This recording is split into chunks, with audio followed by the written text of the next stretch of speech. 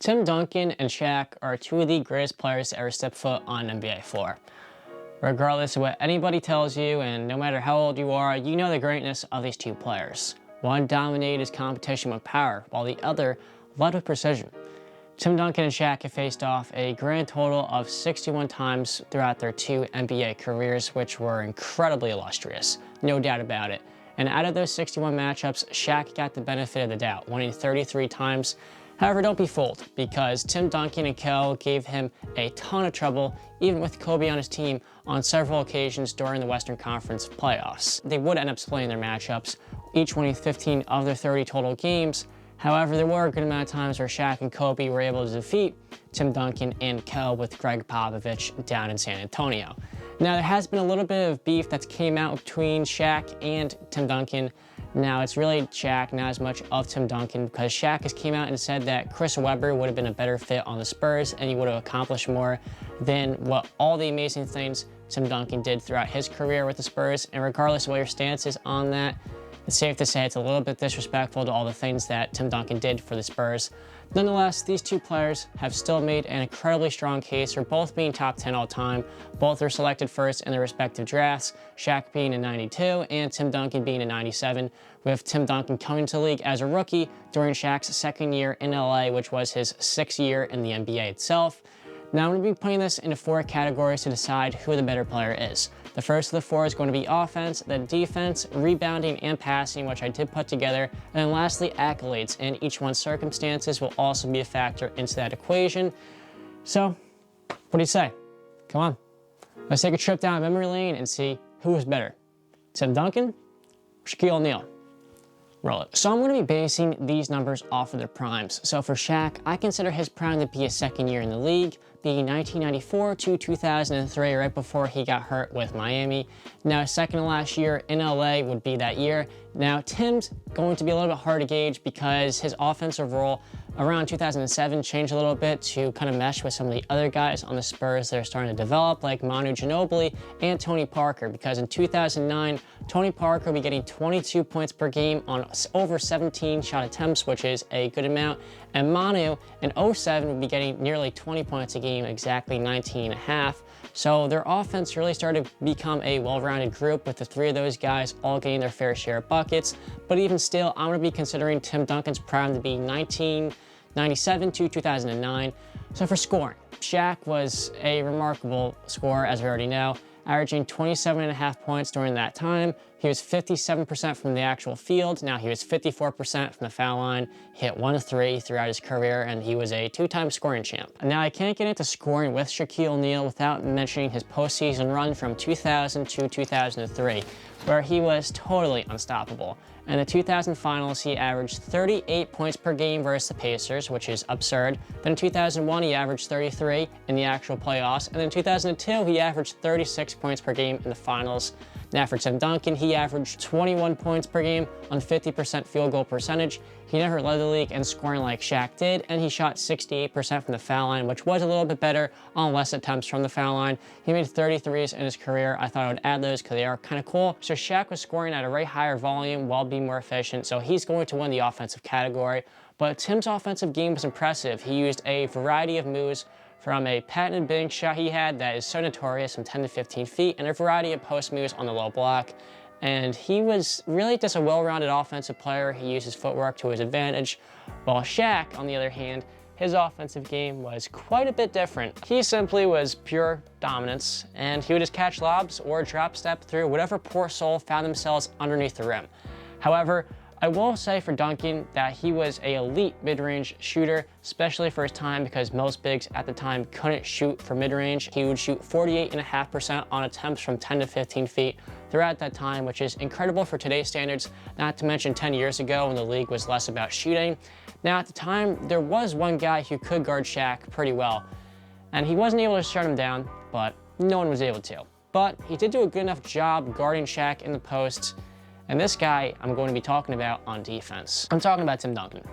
Now, defensively, Tim Duncan is one of the greatest defenders in NBA history. He was a terrific paint protector. He was probably the best in the game during the time between him or Kevin Garnett. He was an amazing post defender, and that's what made him be an average defender on Shaq and at least slow Shaq down. He was very good at switching to help teammates that may have been beaten, but they were a good defensive team, so that wouldn't happen too often. Even still, his remarkable footwork and his really disciplined attitude when it came to defense is what helped him be able to switch rather easily, which for a big man is so valuable in today's NBA, but back then, most big men couldn't do that. So if you could do a good enough job switching onto opposing perimeter players, it made you a very valuable defensive player, and he guarded the pick and roll very well. And as he got older, he became more disciplined and would never be in foul trouble, which is a huge bonus for any big man if they could stay in the game. And now for Shaq, he was an above average defender, however, nothing really special. If I could compare Shaq to any modern NBA player today, I would compare him to a Brook Lopez maybe. And while Tim Duncan was the best defender in his era, he had no weaknesses on that side of the floor. Now Shaq, on the other hand, he had a couple, and the most notable one, and that's kind of what held him back defensively, was his inability to guard pick and roll. Now when they would play a team like Utah, Karl Malone, and John Stockton, he would struggle mightily. So instead of actually coming out to guard the switch, he would instead leave Karl Malone wide open, and leaving the mailman open is never a good idea. Now for Tim Duncan, defensively, he did everything very well. He was a 15-time all-defensive team player, which is amazing, and he is a big reason why the Spurs are known for what they're known for today, which is defense and mid-range shooting. And what makes it more impressive is that he had Shaq, Kevin Garnett, Chris Webber, Dirk Nowitzki, and Yao Ming all in his conference, so a lot of the time in the playoffs, he would have to guard those guys, and he still did a remarkable job, at least limiting them and not making them chew, you know how those guys are. I don't really have to get into that. Now, Shaq, like Tim Duncan on offense, was no slouch. However, I think Tim Duncan's offense was a lot better than Shaq's defense. Shaq's early days in Orlando, when he was skinnier, he was a very good shot blocker, and as he started putting on some weight, he was a pretty good post defender, and nobody could really score on him in that regard, but him not being able to switch really hurt him defensively, and it was kind of what held the Lakers back at times, and he even said it himself. So because of that, when you're comparing him to an all-time defender who you can make the case is the greatest defender of all time, personally, I wouldn't say that, but you could make that case, you're probably going to be let down. Now that's going to lead me to rebounding and passing. Now these two traits are a little bit harder to assess with these two guys because their statistics don't do justice to their actual impact on that side of the floor. Tim Duncan averaged 11.7 rebounds per game during his prime, and Shaq averaged 12. So as you can see, Shaq averaged slightly more rebounds per game. However, one could argue that since Shaq was a center and Tim Duncan was a power forward for a big part of his early days, that Tim Duncan averaging only a third less of a rebound is more impressive and shows that he was a better rebound than Shaq. But like I mentioned, these numbers don't necessarily reveal the impact of these two players when it comes to rebounding. And yes, Tim Duncan's slightly behind Shaq. However, if I take a basketball and I throw it off the glass, I am more than confident that a 350-pound Shaq is going to catch the ball over Tim Duncan, regardless of how well he positions himself under the rim. So granted, this is a bit subjective, but for me, I'm going with Shaq because if there's anybody that's getting that rebound, I know it's going to be Shaquille O'Neal. And like I said, it is a bit subjective, personal preference, but for me personally, I know what I'm going with. Now the next thing here is going to be passing, and this is a very underrated one, especially for a big man, because if you're big and you can pass, and as you can tell, these guys are two big men, it's going to be very helpful for your game.